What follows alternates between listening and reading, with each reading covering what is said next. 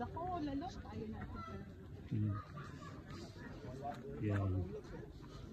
So walang blue na mountain ang makikita ngayon. It's ano ang tawag dito, foggy mountain ngayon, not blue mountain, foggy mountain.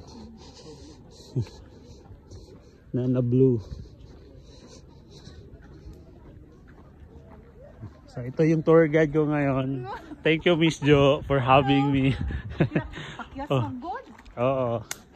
She's a colleague sa Davao Doc noon. Davao Doctors College. Baka isipin nila sa Plakda. Oo. Ito yung pinakamagaling na taga-release ng cheque.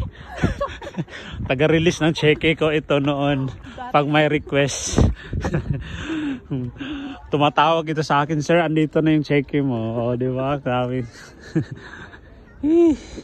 At cheque yun ng ano ha, baka nagtataka kayo. Cheque yun ng ano request. Baka isipin eh. Oh, daming cheque.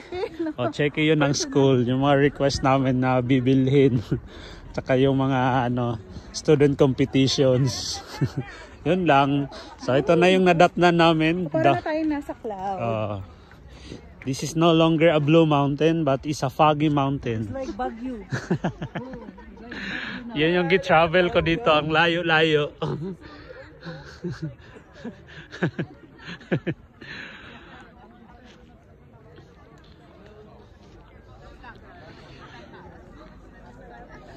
Yan.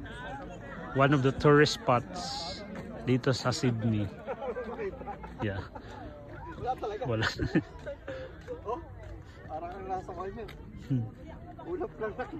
Para tayo nasa ulap, literal na nasa ulap. Nasa ulap. Literal na nasa ulap.